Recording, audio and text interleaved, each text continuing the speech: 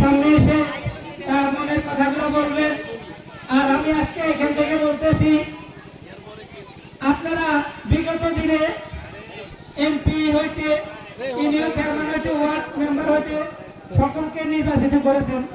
এবার আপনাদের এমন একটা ভাগ্য, আপনারা আমাদের লক্ষ্মীপুর ৪ আসনে আমাদের প্রিয় নেত্রী মিসেস তানিয়া রফকে পেয়েছেন। আপনারা যার সাথে মনের কথাগুলা, দুঃখ সুখ এবং সব বিষয়ে মন খুলে কথা বলতে পারবেন। আর একজন যদি পুরুষ এমপিকে নির্বাচিত করেন ২-৫০০ টাকার নাই, তাহলে আমি মনে করি আপনারা মনের কথাগুলো বলতে পারবেন না। আমি এখানে দাঁড়িয়ে বলতে পারবো, রাত ১টা হোক, ১০টা হোক, ৮টা হোক, আমার নেত্রীর বাসার দরজা আপনাদের জন্য খোলা থাকবে। আর আপনাদের মনের কথাগুলো বলবেন।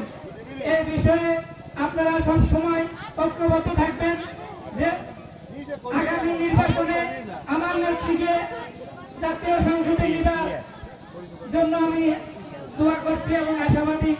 মন দুয়ারে শীত দিয়েছি, আমার কিসের ভয়, হারার আছে পান্ডা শুরু, জিতা বিশ্বময়, ভুলে নিতাই বলছি এবং রাষ্ট্র শাসনতন্ত্র, লক্ষ্য আমার ক্ষমতা নয়, লক্ষ্য সমাজতন্ত্র। আসসালামু আলাইকুম।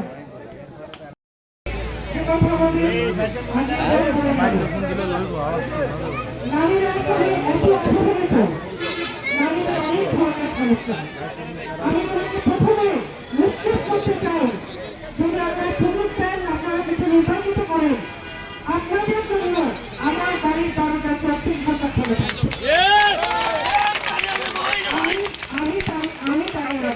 আমি আশা করে বলছি, এদেশে আমাদের দল করার প্রত্যেকটি মানুষ জানে যে আমাদের বাড়ি তাদের জন্য আরেকটি বাড়ি। এই বিষয়টি আমরা করতে চেষ্টা করি। আমরা হয়তো অনেক অনেক আপ্যায়ন করতে পারি না, কিন্তু একজন মানুষকে হাসি মুখে কিন্তু আমরা মানুষ করতে পারি। আমি মা বোনদেরকে আবারও নিশ্চিত করতে চাই, আপনাদের বাড়ি আমার বাড়ি, আমার বাড়ি আপনাদের বাড়ি। এটুকু আপনারা মনে রাখবেন। কেন এসেছি সেটা তো আপনারাই বলেছেন। সামনে নির্বাচন আসছে, দেশ একটি ক্রান্তিক কাল অতিক্রম করছে। এমন একটা দুঃসময় বাংলাদেশে আর কখনোই আসেনি। সেই দুঃসময়টা কেন এলো, তাদের কারণে এলো। তারা এখানে ১৭ বছর যখন তার পাথরের মতো বসেছিল, দিনের ভোট রাতে করেছে, বাক্স ভরে বাড়ি থেকে নিয়ে এসেছে। এইগুলো ঘটনা হয়েছে তো আমাদের এখানে, তাই না? সবসময় আপনারা কতদিন ভোট দেন আপনি বলেন? সেই দেশে যারা নির্বাচিত হয়েছিল তারা তো জনগণের কাজ করার কথা না, জনগণের কাজ করার কথা না। এই যে বলে গেল ধুলা নদীর কথা, ধুলা নদীতে আসমাত্রা কেটে দিয়ে গিয়েছেন। দুই পাশের মানুষ যেমন নতুন করে বসতি করেছে, তেমনি ফসল হয়েছে। এরপরে অনেকে হয়েছে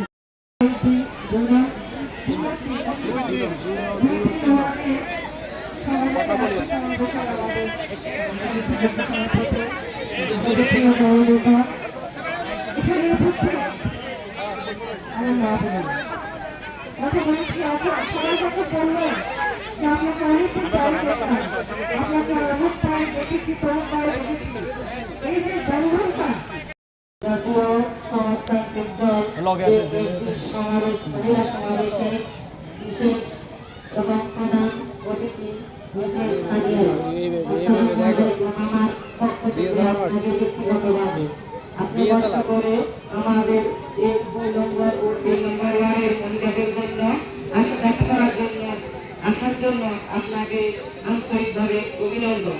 তবে আমার একটা কথা, যে আমাদের মহিলাদের কথা কেউ শুনতে চায় না, কেউ জানতে চায় না। তবে আপনি যদি আমাদের এই এলাকার মন্ত্রী বা এমপি হন, যদি আপনি যদি মহিলাদেরকে অগ্রাধিকার দেন, আপনার বাসায় আপনার সাথে কথা বলার অধিকার দেন, তাহলে আমাদের এই নম্বরের মহিলারা খুব আন্তরিক ও কৃতজ্ঞ থাকবে। তাদের কষ্ট কেউ শুনতে চায় না, সময় দেয় না। যদি আপনি নির্বাচিত হন, আপনার সময় কষ্ট করে আমাদের মাঝে আসার জন্য যদি সার্থক হয়, আমরা তাহলে আন্তরিকভাবে আপনার কাছে গর্বিত থাকবো।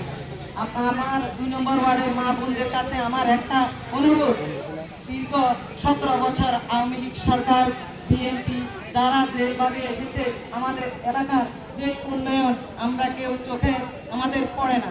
তবে সব সময় আমরা আমাদের প্রিয় নেতা জনাব আসাম আব্দুরের প্রতিফলনের কথা দীর্ঘ গভীর সংস্করণের কারণে আমাদের এলাকার মানুষ অনেক দিন উপকৃত ছিল, কিন্তু গত দুর্গত এলাকা গত বন্যা মানুষ খুব কষ্ট করেছে। আপনি যদি পারেন কষ্ট করে আমাদের এলাকার এমপি হয়ে আপনি যদি পারেন আমাদের এই সমস্যা লাঘব করবেন, আমাদেরকে গ্যাসের ব্যবস্থা করে দেবেন, আমাদের মহিলাদেরকে দুঃখ যত যন্ত্রণা যত কষ্ট আছে না কর্মসংস্থানের ব্যবস্থা করে দেন, ছোটখাটো একটা চাকরি বাকরির ব্যবস্থা করে দেন। তারপরে মহিলারা অনেকে আছে হত দরিদ্র স্বামী প্রত্যেকটা তাদের স্বামী এদেরকে তালাক দিয়ে দেয়, এদের কোনো ঠাঁই থাকে না। আপনি হবেন আমাদের শেষ ঠিকানা।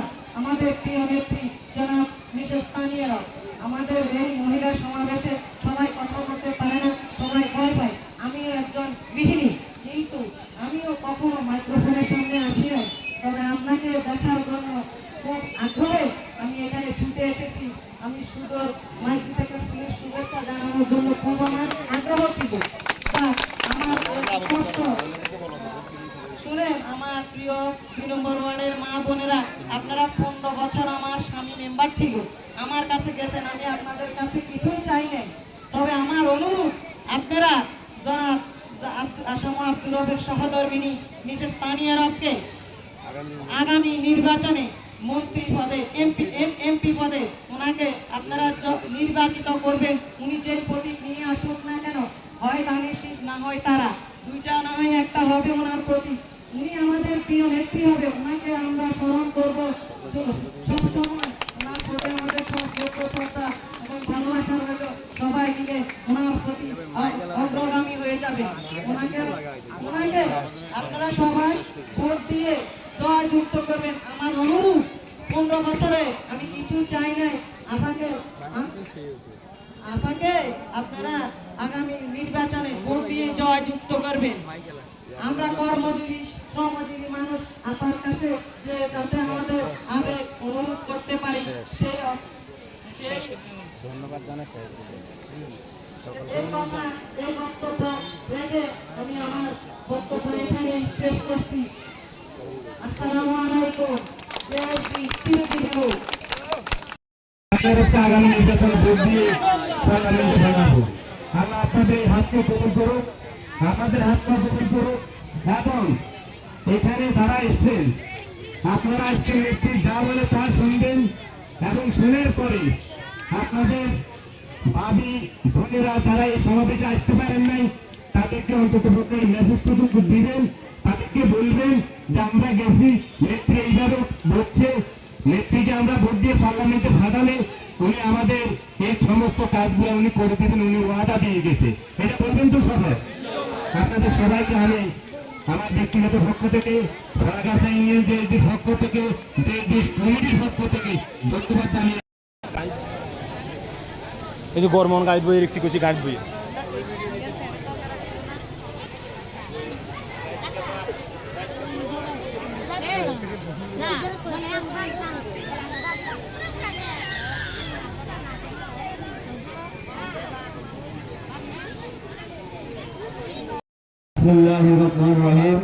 জাতীয় সমাজতান্ত্রিক দল জেএসডি রামমতি উপজেলা কর্তৃক আয়োজিত 3 নং ঝাড়গাছা ইউনিয়ন 2003 মহিলা সমাবেশ আজকে প্রধান সভাপতি মঞ্চে উপস্থিত, আজকে সম্মানিত সভাপতি মঞ্চে উপস্থিত